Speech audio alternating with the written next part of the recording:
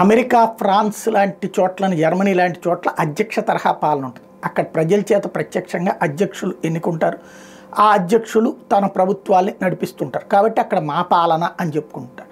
But ప్రజాస్వామ్య దేశమైనటువంటి భారతదేశం లాంటి చోట్లను మనం బ్రిటన్ రాజ్యాంగం నుంచి తీసుకున్నాం కాబట్టి ఇక్కడ ప్రధానమంత్రి తరహా పాలన ఉంటుంది.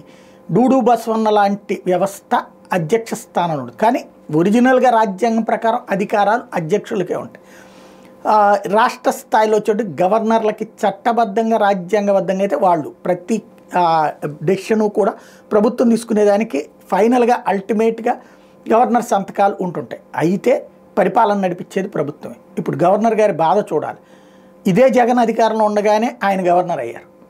అప్పుడున్నటువంటి అసెంబ్లీలో ఏం మాట్లాడతారు? అద్భుతమైనటువంటి పాలన, ఆ పాలన స్వర్ణయుగం, రాష్ట్రంలో ప్రజలందరికీ ఈ మేలు చేసాం, ఆ మేలు చేసామని చెప్పుకొచ్చారు. ఇప్పుడు అదే గవర్నర్ గారు అప్పుడంతా అరాచక పాలన, దుర్మార్గ పాలన అని చెప్పి మళ్ళీ ఆయనే ఉపన్యాసం ఇస్తున్నారు. ఆనాడు తెలుగుదేశం పార్టీ వాళ్ళు పేపర్లు చించి అవతలేస్తే ఇవాళ రోజున వైసీపీ వాళ్ళు పేపర్లు చించి అక్కడే వేస్తుంటారు.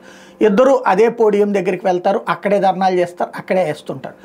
అప్పుడు వైసీపీ వాళ్ళు ప్రతిపక్షాన్ని విమర్శిస్తారు, ఇప్పుడు తెలుగుదేశం వాళ్ళు ప్రతిపక్షాన్ని విమర్శిస్తారు. ఫైనల్గా గవర్నర్ అనేటటువంటి ఆయన చూసి తన పని తను చేసుకుంటూ వెళ్ళిపోవడమే. అదే పాపం గవర్నర్ అనే పరిస్థితి.